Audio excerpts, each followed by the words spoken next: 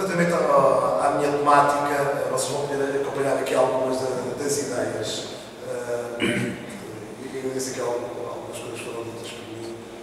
Eu gostava de dizer, como forma introdutória, que a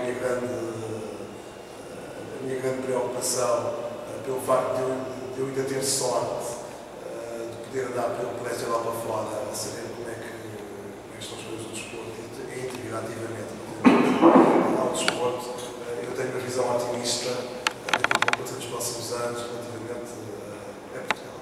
E parece-me que a área desportiva é uma das áreas que vai ajudar, a exemplo de outras certamente, mas que vai ajudar a que possamos trilhar um caminho com sucesso. Portanto, acredito claramente nisto. Uma vez, talvez, aqui o professor da Cidade disse, falámos uma vez, uma vez ao almoço, que é das coisas mais interessantes que eu tenho nos últimos anos da minha vida, ter sido estar na Europa e estar a falar bem de Portugal. Quando nós estamos aqui, toda a gente fala mal e dizem que chegaram mal sobre Portugal. Mas é interessante que pelos países que vou, ainda há pouco tempo organizei uma reunião da rede que eu pertenço, está ali a rede europeia, portanto, foi aqui citada, na Holanda, e o meu colega da Universidade de Groningen pediu-me para que eu pagasse a reunião porque ele estava com muitas dificuldades. Disse, não, estamos aqui com os papéis invertidos, então vocês pedem poder a mim. Eu não disse ao contrário. E, portanto, é sempre aquilo que nós lemos ou ouvimos, de facto, e pagamos a reunião e correu bem. E, portanto, de alguma forma, para percebermos que os paradigmas nem sempre são exatamente como aqueles que nós pensamos ou que são transmitidos. Portanto, traz aqui, de certa forma, alguns desafios otimistas e que vão ver que são muito mais abrangentes do próprio conceito de desporto. E sobre isso, aquilo que eu vos queria dizer é que o que está ali, eu só falarei se no final houverem questões e quiserem discutir comigo sobre isto. Em Portugal, e principalmente nos países latinos, a questão do desporto e da atividade física, da educação física, tem definições muito próprias e tem abrangências muito próprias. Podemos ter aqui uma discussão enorme sobre estas questões. Eu não vou fazer. Trago aqui uma questão de respeito científico pelas pessoas que dedicam a sua vida a cada uma daquelas áreas de forma isolada. Eu não tenho essa perspectiva. Costumo dizer que eu sou mais inteligente do que aquelas três áreas, porque eu sou bastante democrático, portanto qualquer definição para mim é boa, qualquer área para mim é boa. Gosto de toda a gente, cada uma das três áreas que estão ali representadas, mas eu venho, o professor não falou sobre isso, também vou falar aqui só em quem passa, até porque neste momento as pessoas não gostam de falar da Alemanha, mas portanto eu tenho origens dessa área por parte da minha mãe, e os alemães, a meu ver, os anglo-saxónicos fizeram algo muito simples, porque eles estudaram desporto, então simplificaram. Nós aqui conseguimos ter colegas da educação física que fazem testes científicos com 500 páginas a provar que a educação física é uma coisa, e o colega do lado do desporto faz exatamente a mesma coisa.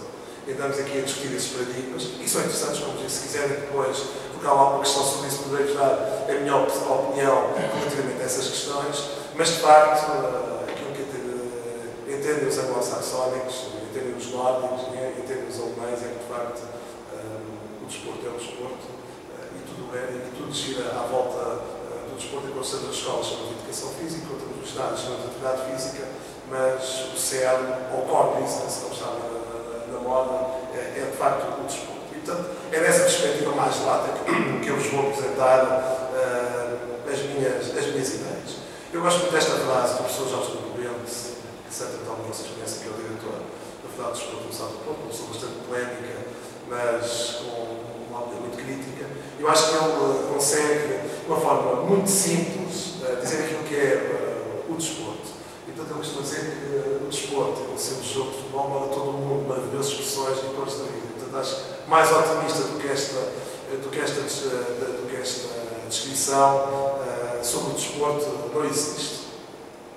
Como eu não quis trazer aqui problemas académicos para ninguém, fui ao dicionário de Oxford, da edição de 2012, procurar a definição do desporto.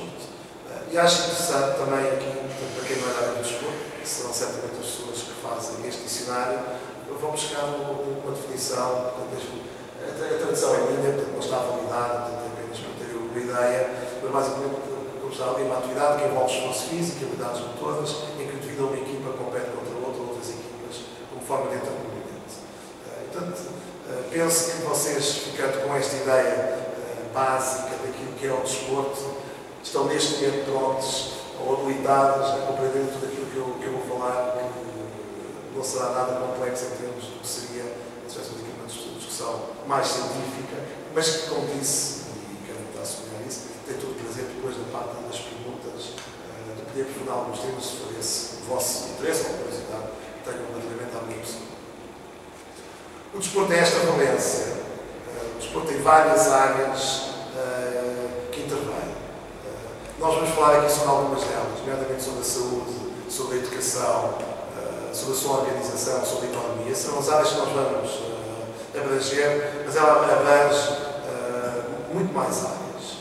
E, portanto, isso significa que o desporto não é uma atividade, que a escola é outra atividade, que a agricultura é outra atividade. O que é interessante é que o desporto consegue ser muito mais do que isso. E falaremos hoje, daremos alguns exemplos da importância que o desporto pode ter e o porquê da minha visão otimista relativamente a isto. Até porque todas aquelas áreas que estão ali, elas estão a influir neste momento, e certamente quando chegarmos a 2020, as questões da profissão, as profissões da área do desporto, as questões relacionadas com a educação, ou do bem-estar ou da saúde, terão influído. Portanto, essa é a perspectiva, por isso pomos ali o desporto no centro e não como acessório, porque de facto é muito mais do que o jogo de futebol, é muito mais do jogo de futebol, é muito mais do modo de educação física.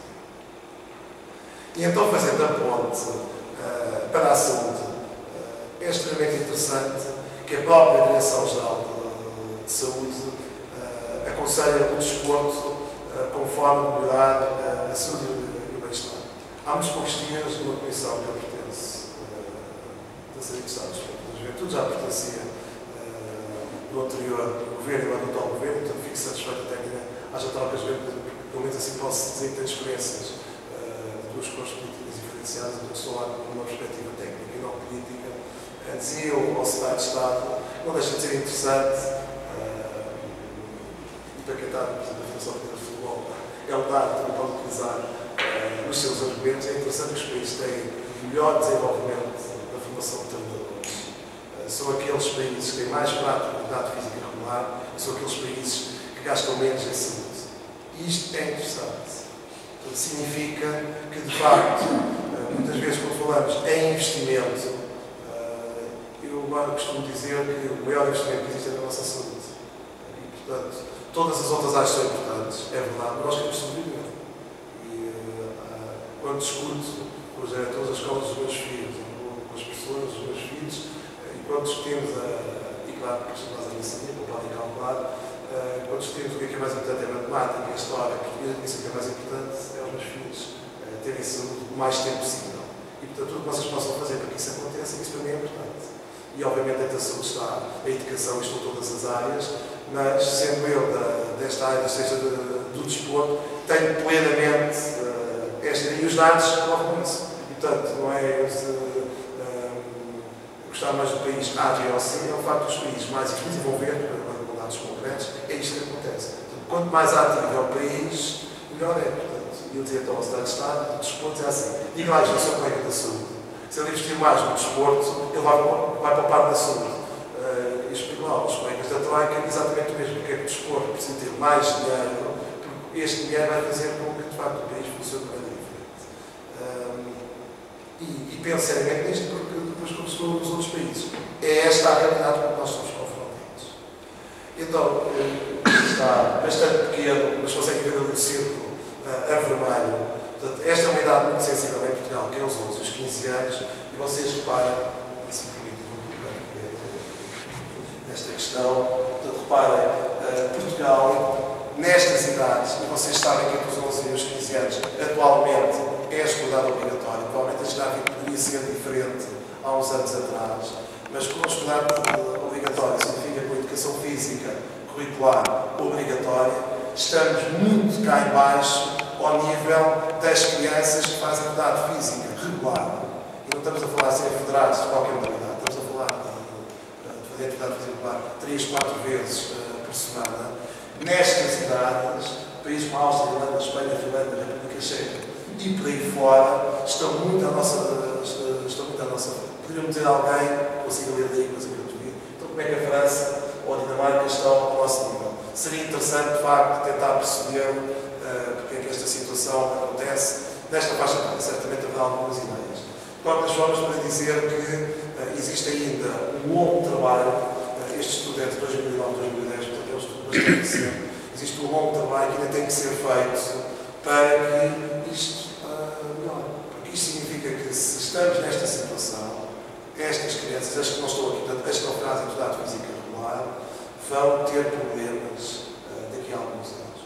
Portanto, e não deveria haver uma seleção natural. Isso é de algumas gerações atrás. Hoje em dia já não faz sentido na nossa sociedade que não se possa pensar e resolver estes problemas. Portanto, aqui está um problema que deverá ser resolvido, depois apresentaremos aqui algumas das nossas ideias. O outro é este. Esta, de facto, é a classificação mais assustadora. Portanto, quando passamos para os adultos, temos aqui que 40%. Portanto, aqui 40% da população portuguesa faz atividade física e vejam, a Holanda 84, a Inglaterra 76, a Irlanda 86, a Alemanha 70, a Dinamarca 78, a Finlândia 91. Portanto, estamos a falar aqui até à faixa dos 80 anos, variando para alguns países, por aqui, de um outro país, a faixa está diferenciada. E, portanto, significaria, se estivéssemos na Finlândia, terando nós os três, todos vocês fazem atividade física regular. E, portanto, vejam o que é que isto significa na sociedade, neste caso, na Europa. Portanto, esta é uma questão que provavelmente explica, e mais uma vez se virem aqui, os países, que alguém costuma dizer que são os países mais ricos ou mais envolvidos, também são aqueles que praticam atividade física mais regular. E certamente, se formos ao continente americano, mais longe de nós, temos exatamente os mesmos resultados relativamente ao Canadá e relativamente aos Estados Unidos, quando comparados com a América do Sul. Porque todos nós falamos, por exemplo, de alguns países como a Argentina, pelo facto de ser uma potência a nível mundial em alguns lugares, nomeadamente especificamente do futebol, mas ao nível da atividade física está com nós ou abaixo de nós. Por outro lado, o Brasil já consegue ter uma taxa muito mais próxima dos países que são considerados países envolvidos na Europa. Portanto, estes são dados que nós devemos ter em conta e devemos refletir relativamente a eles. Ora bem, tenho aqui a minha filha a dançar balé no campo de futebol, portanto, vou ver se houver alguma criatividade que conseguimos fazer desporto em qualquer momento. Prometo trazer fotografias que não, com direitos de autor, penso que posso utilizar as fotografias da minha filha.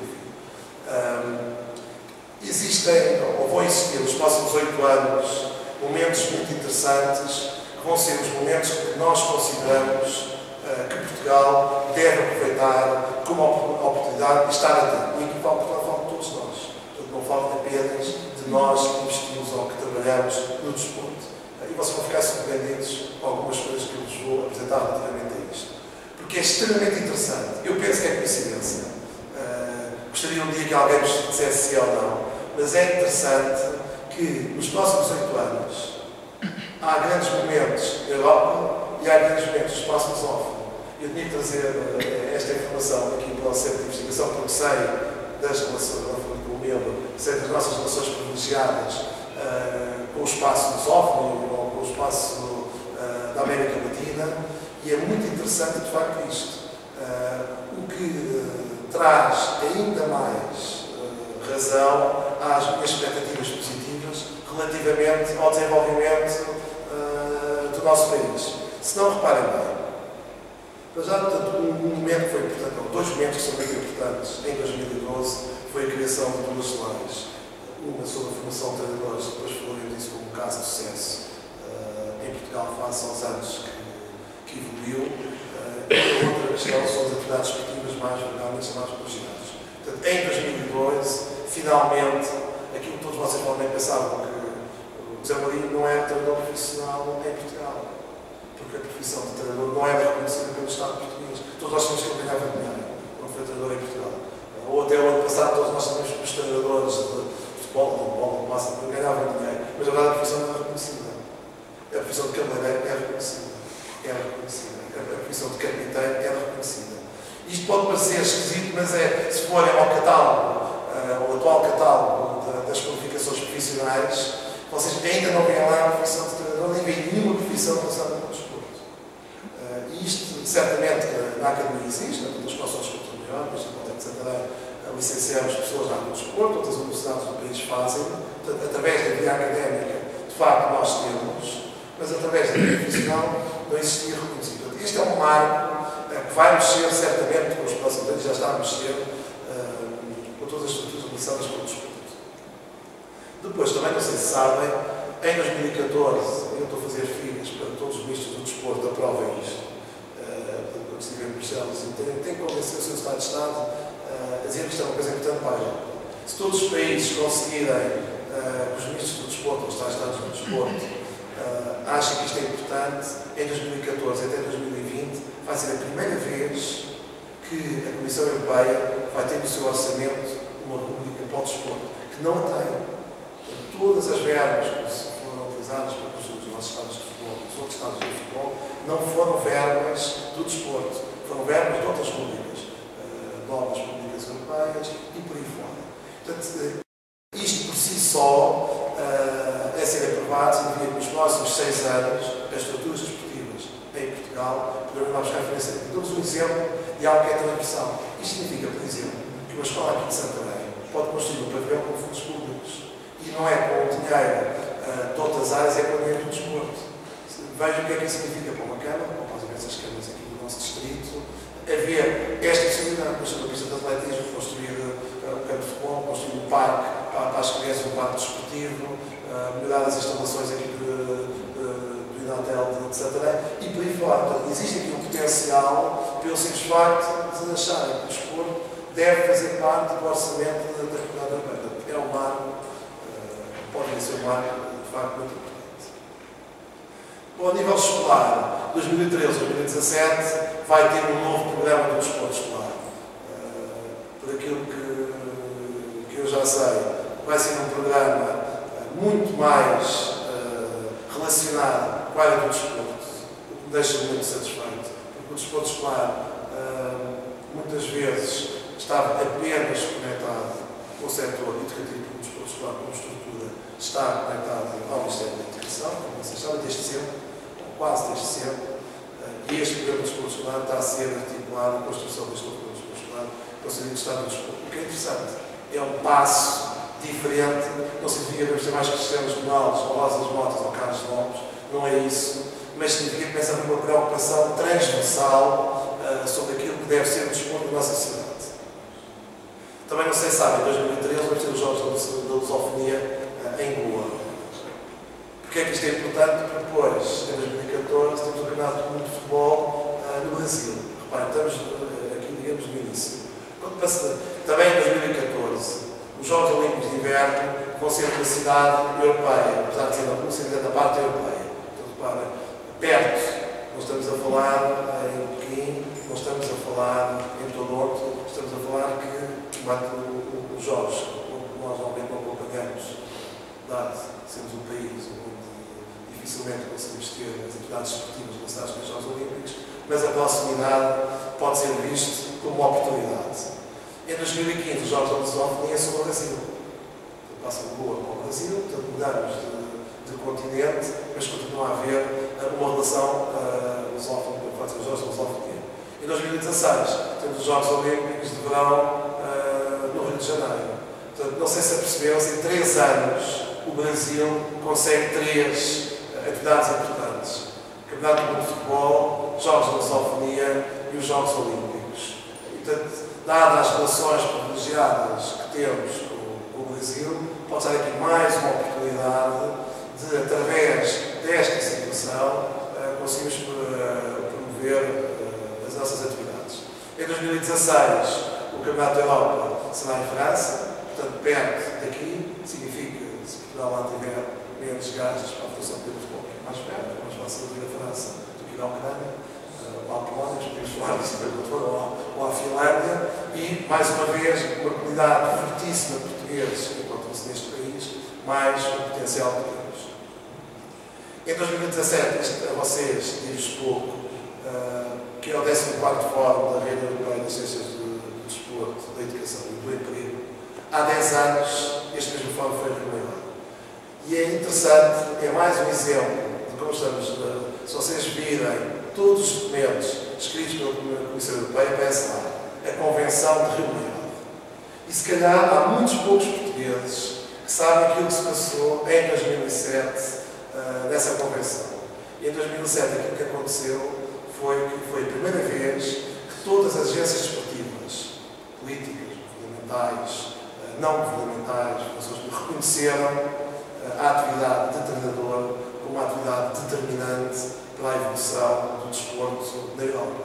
E foi feito cá em Portugal. Portanto, todos os documentos da Comissão Europeia posam na reunião convenientes. Portanto, se calhar até os próprios reuniões, são poucos reuniões, que sabem tantas vezes a cidade de Maior é citada pelos países europeus relacionado com algo que foi extremamente importante lá.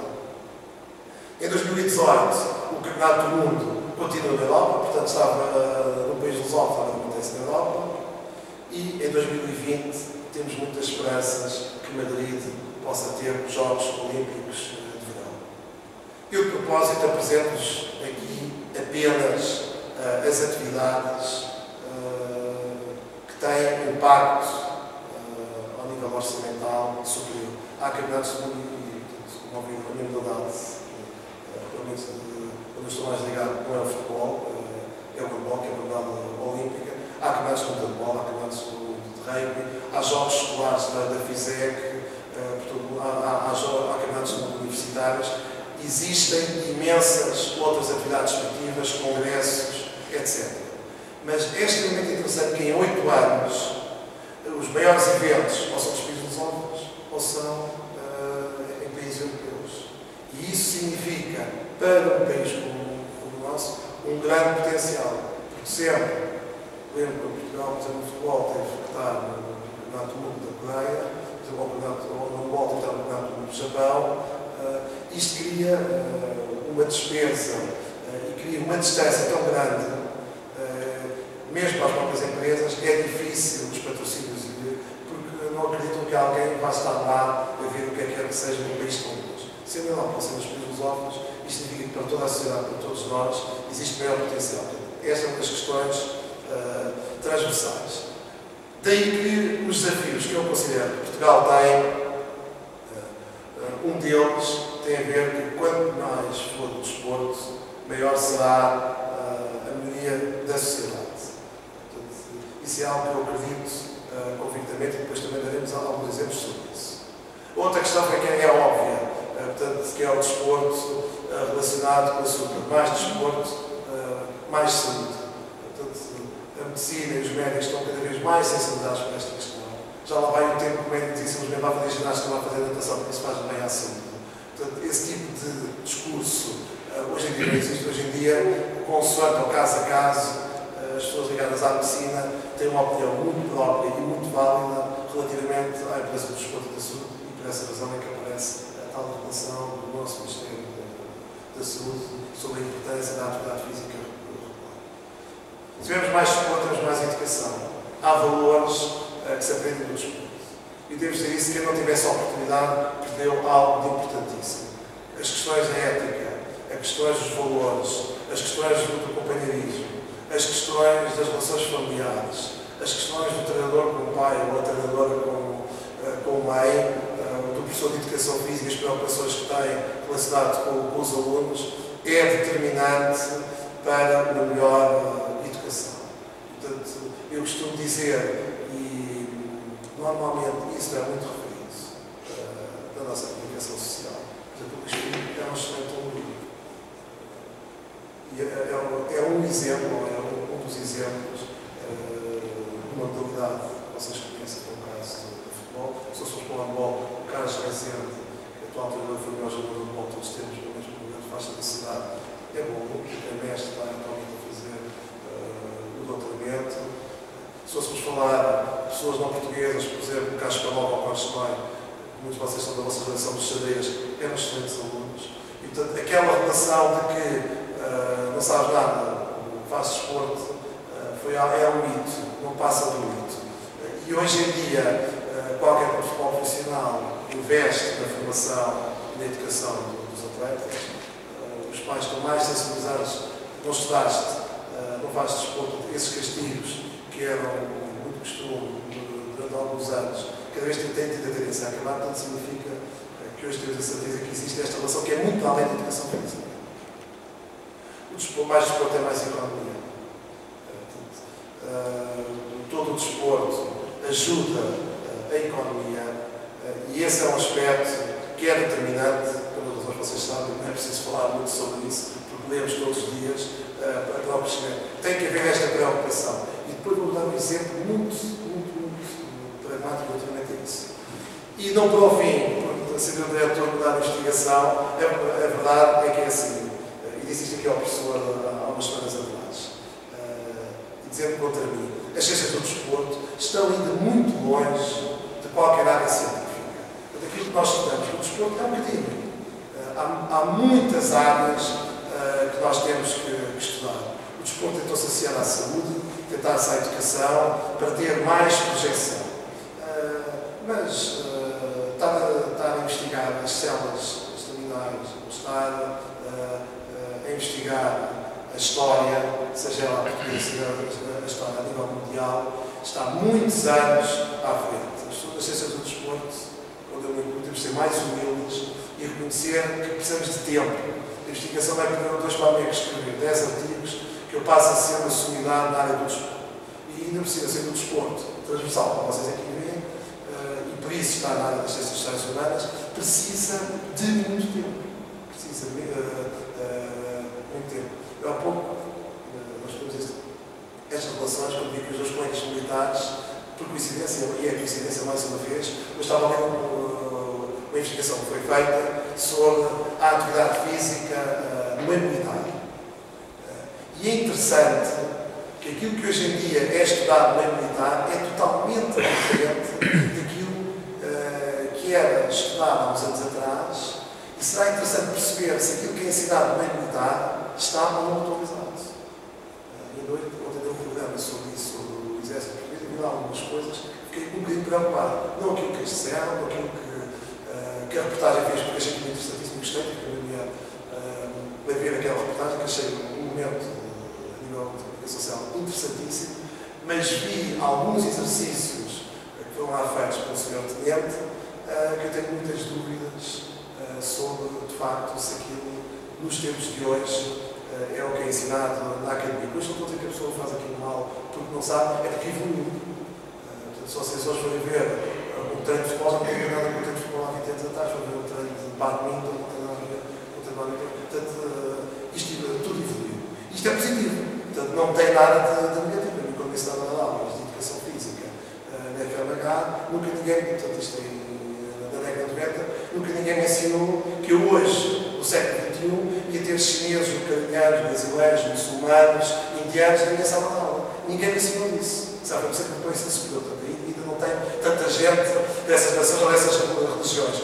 Mas isto marca o professor, seja ele qual for, porque é diferente darmos aulas quando a cultura é muito diversificada na nossa sala de aula. É muito enriquecedora. Mas quando não sabemos, podemos ter aquelas riscos. Eu vou-vos contar algo que aconteceu ali há coisa de 15 dias. Eu não sei as vossas convicções religiosas. Não é ver mal o exemplo, porque eu falo disto muito na teoria, aconteceu na prática. E já em 2 conferências antes desta, dei este exemplo, que é bom às vezes quando nós pessoas fazemos as neiras, devíamos ouvir a nós um bocado melhor. Estava a fazer os alongamentos, portanto, o retorno à calma no final de uma aula, dando bola às costas de maior, disse aos alunos para se deitarem no chão, disse-lhes assim, ponham-se lá no chão e ponham-se na posição de Cristo. E há um que diz assim, não sei quem é esse senhor. Eu fiquei a olhar para eles e disse, não tem razão. Não é muçulmano. E, portanto, tenho direito à sua religião. Eu fui extremamente indelicado ter dito a posição de Cristo. Mas, claro, brinquei um bocado, tenho uma relação com aqueles alunos. Depois eu ter dito na posição da Allah, de Maomé, ou da Jumaica, tentando ultrapassar aquilo. Mas não vou esquecer que eu, se eu tenho dito isto há 10 anos atrás, não tinha problemas nenhums. Ninguém me chamaria a atenção disso. Então significa que, porque é que eu disse de braços afastados? Ou numa posição da cruz? Ou o que fosse. Então tinha resolvido este problema. Portanto, temos de estar atentos que a sociedade evolui, temos de nos adaptar. E nós, professores, temos de adaptar também a estas questões e temos que ensinar os nossos alunos a adaptar-se a estas questões. Ora bem, eu acho que 2010, 2020, e tentando operacionalizar, vai ser a consideração do desporto como atividade transversal do nosso país. Está aqui uma razão óbvia. Quando nós organizamos o Campeonato Europa de Futebol, a importância que isso foi para a hotelaria, para os restaurantes, enfim, para tudo aquilo que existe à volta do jogo de futebol. Não foi só importante para as pessoas do futebol, para os adeptos do futebol, foi importante para todo o país, os empregos que se criou, etc, etc. É importantíssimo Portugal continuar a organizar eventos desportivos, porque isso é bom para a população. Se vê que alguém de Rebelo sabe a importância que tem as calças de desporto de Rebelo, para as pessoas que alugam casas, para as pessoas que têm cafés, para as pessoas que vendem automóveis aos estudantes, etc, etc. Não é só, por exemplo, as calças de Rio Maior, podia ser as calças de hotelaria de Rio Maior ou outra área qualquer. O facto do ensino superior aumentou toda a economia daquela cidade. Portanto, e estamos a falar de algo que é pequeno, uma escola que não chega a 1000 alunos. Agora imagine, um evento que move milhões de pessoas. Portanto, isso é importante. E também dizia eu, e só está a dizer, por favor, não organizem, não arrisquem-se, organizações de eventos. É caro, risca-se. Não é caro, porque o governo investe 1 milhão e se todas as pessoas que estão ali à volta vão conseguir ter 10 ou 15 ou 20 milhões. Portanto, estamos a criar riqueza. Portanto, esta é uma preocupação que não pode ser de laranja, de azul, de amarelo, de vermelho. É uma questão de olhar para os números e perceber o impacto que isto tem. Isto tem em todas as atividades, seja o Mundial de Badminton, seja uma atividade escolar, é importante para toda a gente, para além das pessoas do desporto. Depois, ela também tem, portanto, é uma atividade transversal, porque ela vai mexer com a educação e ela vai mexer com a saúde. Portanto, se nós conseguirmos que os alunos saiam da escola, no 12º ano, quando vão fazer uma prática de atividade física regular, porque isso é importante para o resto da vida deles, como sobrevivência, como nos dizia há pouco, isto vai ter implicações nas diversas áreas. Também é cultural, porque é um espetáculo. Podemos gostar mais de algumas coisas, mais algumas modalidades. Eu costumo dizer sempre que aos Jogos Olímpicos a sociedade tem a oportunidade de ver outras modalidades mais daquelas que são tradicionais no nosso país. Nós somos um país de futebol, se é a Dinamarca, é o país de handball. Há 7 jogos de handball por semana na televisão. Portanto, reclamamos aqui que dá no centro de jogos de futebol, lá é de handball. E se formos a uma cidade dos Estados Unidos, é jogos de hóquei no gelo. Portanto, cada país, cada cidade tem as suas preferências desportivas. Mas a verdade é que há questões culturais muito importantes que estão associadas ao desporto. Temos a possibilidade de, quando organizamos uma prova internacional, virem pessoas de diversas culturas, é uma riqueza que é trazida para o nosso país. Eu acho que o Campeonato do Mundo da África do Sul mostrou a nós, através da televisão, a questão das cores, das músicas, que dentro do desporto consegue trazer outro tipo de atividades que são importantes para nós conhecermos. Eu sou sincero, reconheço a minha ignorância. Até o campeonato de futebol e eu não sei o que é uma vuvuzela. Assim como eu quis comprar uma daquelas da Gal, fiquei logo a saber o que é que a vuvuzela faz e porque é que aquilo era proibido. Mas, portanto, eu foi preciso esperar não sei quantos anos para eu conhecer aquele instrumento. Portanto, só por isso valeu a pena. O desporto é unificador, porque consegue juntar pessoas de diversas crenças no momento. Portanto, também como espetáculo tem uma componente social, mas a verdade é que hoje estarão certamente pessoas de diversas valências sociais a ver o Benfica. E isso o desporto consegue fazer. Portanto, durante muitos anos, eu e o meu pai temos lugar cativo de momentos, e é interessantíssimo as discussões sobre futebol com pessoas das mais diversas áreas da sociedade. E, portanto, isso é importante também para o nosso crescimento.